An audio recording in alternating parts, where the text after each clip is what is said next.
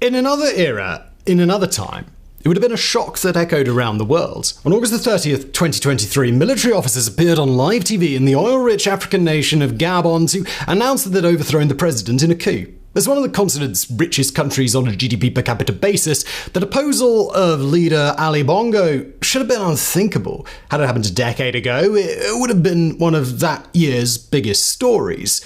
But not in this era. In 2023, the world reacted to the coup in Gabon by effectively saying, seriously? Another one? Somehow, the 2020s have become the age of coups in Africa. In the last 3 years alone, there have been 9 successful military takeovers in 7 countries. Of all the successful coups worldwide since 2017, only a single one in Myanmar has been outside of Africa. Now that begs a serious question.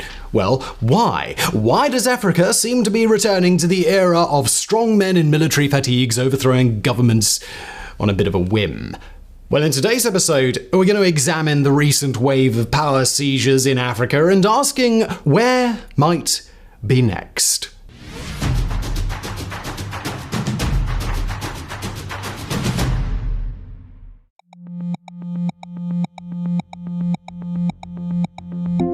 Now, reversals of fortune rarely come more whiplash-inducing than that suffered by Ali Bongo on August 30th, 2023. That day, the results of Gabon's election were finally announced after days of counting. According to official tallies, Bongo had won another term as president, the third since his taking office in 2009. Not that the victory party was going to last very long, though. Barely an hour later, ordinary Gabonese watching TV were treated to a sight that's become depressingly familiar in parts of Africa. A group of officers stood before the camera in fatigues reading a statement. According to the military men, their nation had been suffering to, quote, irresponsible, unforeseeable governance that has resulted in the steady degradation of social cohesion, which risks leading the country to chaos. We have decided to defend peace by putting an end to the regime in power. And with that, Gabon became the latest in a long line of African states to experience a recent military takeover. Beginning with Mali, 7 nations on the continent have now suffered coups since 2020. A list that also includes Sudan, Guinea, Burkina Faso, Chad, and Niger. 2 of them, Mali and Burkina Faso, even managed to experience multiple takeovers in a single year. Others still, like Guinea-Bissau, the Gambia, and Sao Tome and Principe, were targeted by coup plots that failed. In short, history seems to be repeating itself in Gabon, almost like all those involved were actors taking the stage in a pre-written play. As with the recent Niger coup, the Gabonese generals placed their president under house arrest. Just as ousted President Mohamed Bazoum did in Niger, Ali Bongo used social media to ask the world for help, in this case by releasing a video. And just as in Niger, the public seemed to celebrate the military's actions. In the hours after the takeover, the Gabonese capital of Libreville was filled with ordinary people cheering the generals on.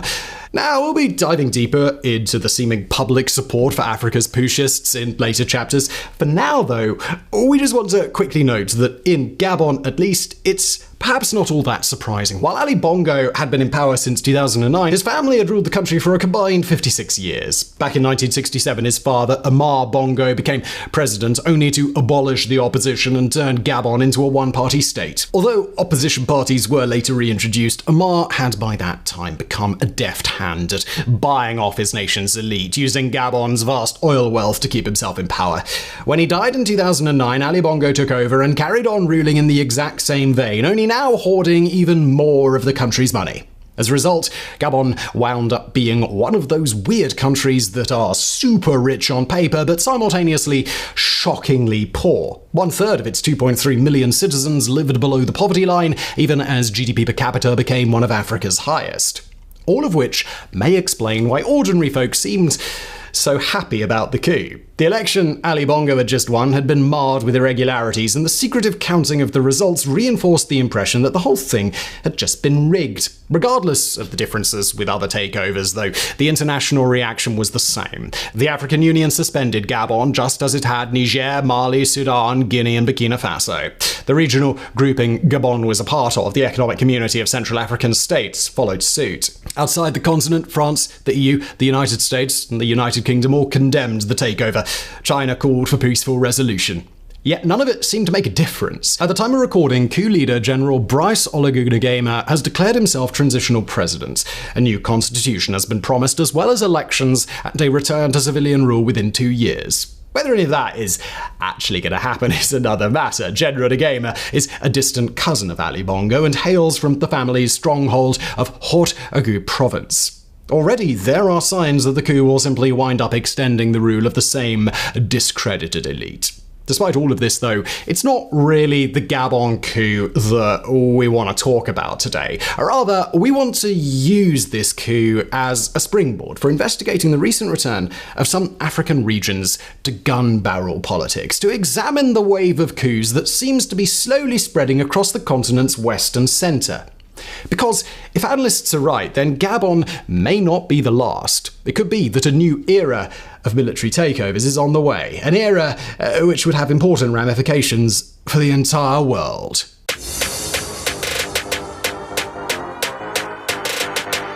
Across most decades of recent history, reporting that a coup had happened in Africa was up there with reporting that the sky was blue or that phantom blood was inferior to battle tendency. It was just a fact of life. According to political scientists Jonathan Powell and Clayton Thine, from 1950 to January 2022, there were 486 coup attempts worldwide, with about half, 242, being successful. Of these, a full 106 took place in Africa, the most of any continent. Even coup-prone Latin America only racked up 70 in the same time frame. Yet as the 21st century got underway, things began to change. Across the 2000s and 2010s, forced transfers of power began to trend downward in Africa. While they never fully vanished, they hit a low over a decade ago, to the point that those that did happen were really big, unexpected news stories. If you were the hopeful type, you could believe coups might eventually vanish altogether, that the age of military strongmen seizing power was definitively over. But, well, not anymore. In the recent years, the downward trend has sharply reversed. Since 2017, Africa has seen 17 successful military coups, while the rest of the world has seen only one, Myanmar in 2021. Of those 17, 9 have taken place this decade. As UN Secretary-General Antonio Guterres remarked in 2021, military coups are back. Still, for all we've spent most of this section so far talking about Africa generally, this resurgence isn't affecting the entire continent, but rather a specific part of it, a part that is joined together by history and language as well as geography.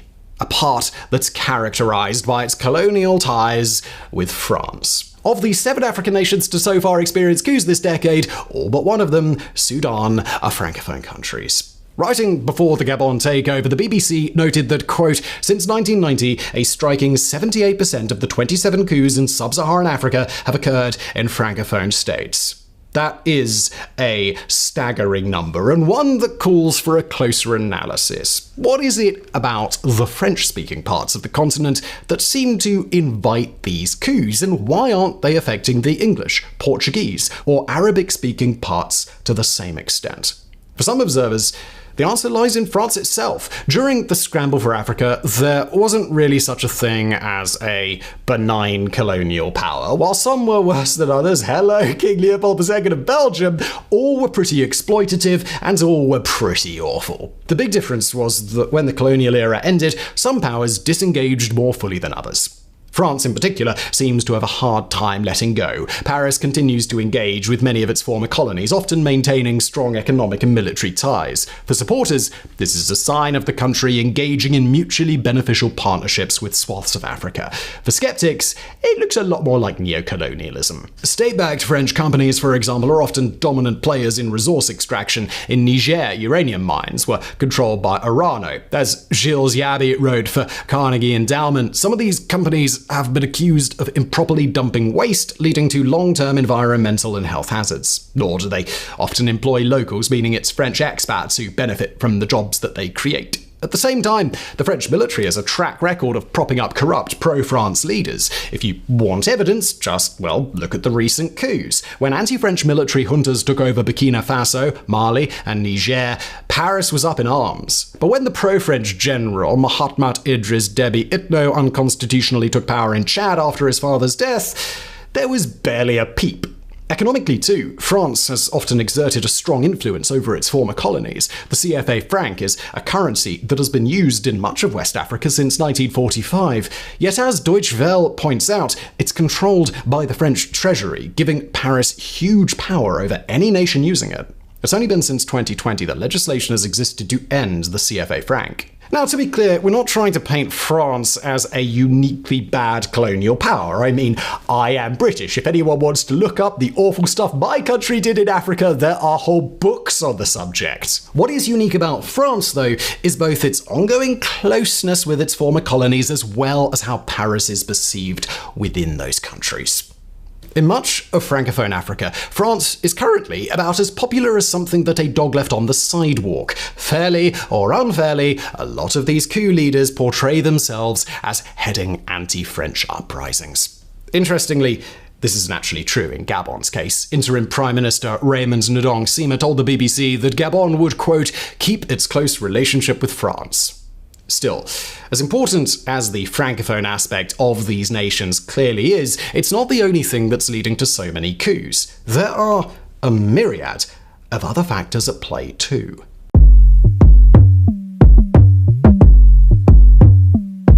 After I did not have sexual relations with that woman, the most famous phrase associated with Bill Clinton was probably, "It's the economy, stupid." Well, what was true for the American presidential campaign of 1992 is doubly true of modern West and Central Africa. In a recent deep dive into what was behind all these juntas, Bloomberg identified one primary driver: a set of economies that have recently taken an unholy battering. Looking at sub-Saharan Africa as a whole, the piece noted that GDP per capita peaked back in 2014, an era when successful coups were comparatively rare. Per the article, it has since fallen more than 10%. In the same period, global GDP per capita has risen nearly 15%. Now, the reasons for this are legion. Bloomberg cites an over-reliance on commodities, rising borrowing costs, and the continued economic fallout from the pandemic, among other things, but the results are clearly visible. To quote the same piece again, African finance ministers are having to make impossible choices between paying the salaries of civil servants, keeping schools and hospitals open, or compensating foreign investors. People are fed up with governments failing to improve conditions. Now, many parts of the world are facing miserable economic headwinds without all plunging into coups, but what may be making parts of Africa so vulnerable is the behavior of the elites. Speaking to Deutsche Welle, Nigerian analyst Ovigwe Egugu pointed out how little the rulers of Francophone countries had done to improve their citizens' lives. Just think of Ali Bongo hoarding oil wealth, Alpha Condé, who seemed more interested in changing the constitution to remain in power than improving people's lot. As Egugu told the broadcaster of ordinary people in these nations, for them, the coups are seen as a way to shock the system to see if that could lead to a much better outcome. And it's here that we see another related problem born of elite corruption, a corresponding slide in faith in democracy. Now, we don't mean democracy as some abstract thing here. Polls taken across Africa routinely show that most citizens consider democracy the best possible system for their societies. The trouble comes when you get down to how democracy is implemented in any given nation. Although it sparked a backlash, Guinea's president isn't the only leader who won legitimately, then gamed the system to ensure that he could henceforth never lose. In Cameroon, Paul Biya openly rigs elections. In Zimbabwe, Emerson Mnangagwa pulls stunts like redrawing voting districts at the last minute and terrorizing opposition activists. And all of this serves to discredit democracy in the average citizen's eyes. As reported in Al Jazeera, to quote, according to a 2022 poll by Pan-African research network Afrobarometer, only 44% of Africans say elections enable voters to remove leaders the voters do not want. Again, this problem's not unique to Africa. Cambodia is meant to be a democracy, but just had a dynastic transfer of power more like something from a monarchy. And if anyone thinks Alexander Lukashenko genuinely won the 2020 election in Belarus, well then I have a bridge and a bottle of gullibility that I'd love to sell to you. But the deteriorating economic situation is what makes this so combustible in Africa. And unlike in previous decades, this time there's a little bit of outside help. While foreign aid made up 4% of sub-Saharan Africa's GDP in the 2000s, the IMF thinks it now has fallen to about 2.5%. At the same time, the massive Chinese investment that characterized the 2010s has all but evaporated. Bloomberg's piece notes that Beijing lent $28 billion to African nations in 2016. Since 2020, the annual sum has been less than a tenth of that figure. Still, while the economic argument is certainly a part of it, it's not the entire answer here. For one thing, what's true of Francophone nations in sub-Saharan Africa is often true of Anglophone ones, or those speaking Portuguese. Yet, so far at least, the rise of military takeovers seems to be a mostly French-speaking phenomenon. Luckily, figuring out why may not be so hard. According to some researchers, you might even be able to sum it up in a single word: contagion.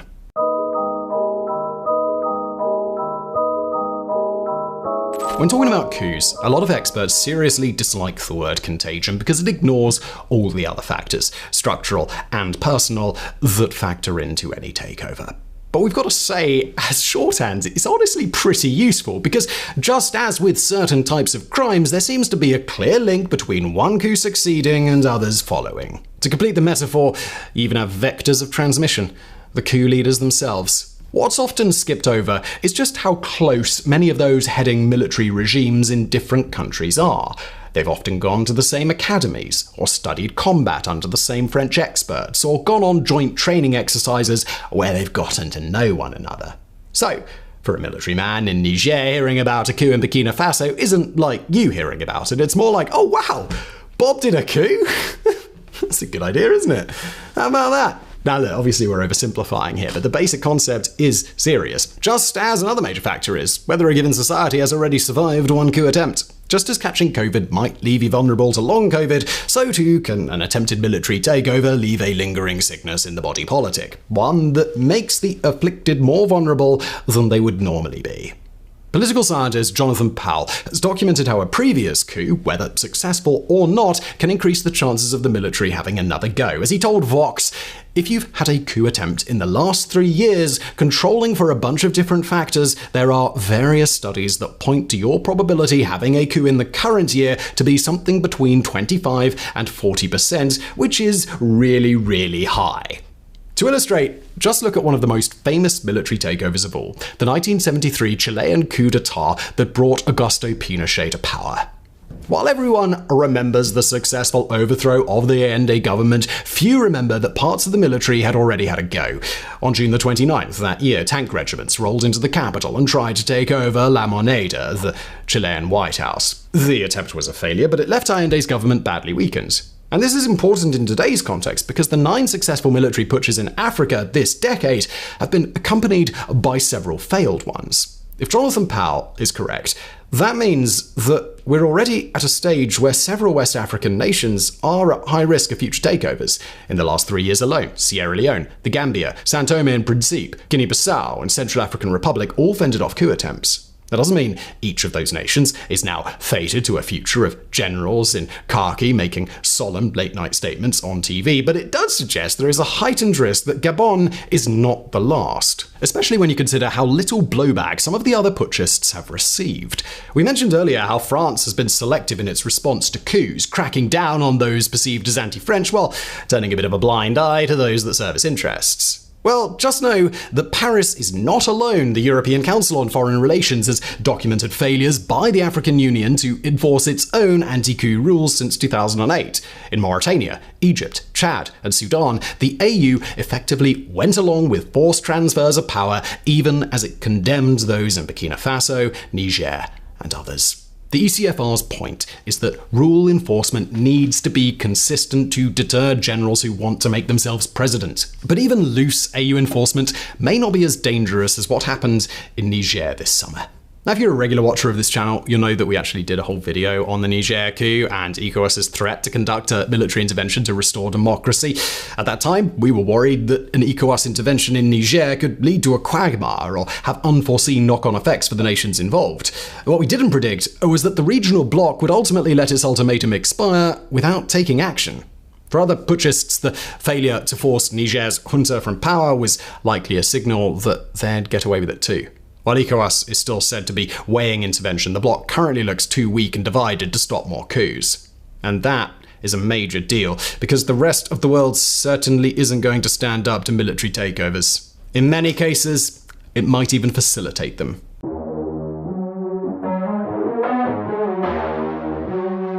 Now, there has been a lot written recently about how the age of a unipolar world is over, how the economic might of the combined West has diminished enough to allow the emergence of newer powers. But it's only when you look at stories like these that you start to realize what that might mean in practice. A couple of decades ago, at the peak of American might, the US could reliably use its power to corral the world into isolating a new junta. As the ECFR explains, backed by Europe and the African Union, Washington acted as a powerful deterrent to anti-democratic forces. Today, though, that no longer holds true. Today there are plenty of newly confident middle-tier powers that are happy to lend a helping hand to military putschists as a way of expanding their influence. Most obvious among these is Russia. After Mali kicked out French forces following its coup, it invited the Wagner Group to take over security, an invitation that, perhaps unsurprisingly, led to a sharp spike in civilian deaths and human rights abuses. Clearly, that model has all gotten a bit messy since Wagner's attempted insurrection and Prigozhin's assassination. But while there are question marks over Wagner's future, it's clear backing juntas can still reap dividends for Moscow. For one thing, Wagner were heavily involved in resource extraction, controlling things like gold mines. For another, Putin pretty openly wants to use anti-French sentiments in Africa to turn the continent against the wider West. It's not for nothing that some celebrating Niger's coup were waving Russian flags. But while the Kremlin sees military takeovers as a good way to weaken America and Europe, most other middle powers simply see a good way to make money. Turkey is one such case. Despite being a member of NATO, Ankara has sold its military equipment to post-coup states like Mali and Burkina Faso and is reportedly exploring tentative cooperation with Niger's junta. Unlike the US, Turkey sells its arms with few to no conditions attached. Unsurprisingly, this is attractive to military rulers who want to access advanced tech without paying lip service to stuff like human rights. Alongside Turkey, Gulf powers are also getting involved in Africa. The UAE, Saudi Arabia, and Qatar are all backing their own horses in Sudan's civil war, for example. The point here is not so much the emergence of these newly assertive middle powers, so much as how it makes isolating a regime effectively impossible. Whereas not so long ago, the West could force a junta to schedule new elections by cutting off their access to weapons or supplies, nowadays, that same junta can just get on the blower to Moscow or Ankara. That makes discouraging and punishing coups a hell of a lot harder. Look, by this point though, we've had 4 chapters of analysis on what may be causing the wave of coups. As hopefully is clear, the reasons are many, they are complex, and they may not go away anytime soon. All of which helpfully leads us into our final section, the part where we cast our eyes across the rest of Africa and wonder, where's going to be next?